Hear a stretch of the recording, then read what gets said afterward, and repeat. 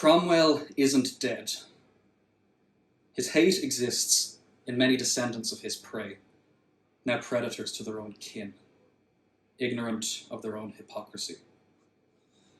They don green jerseys for foreign sports and denounce their domestic dialects.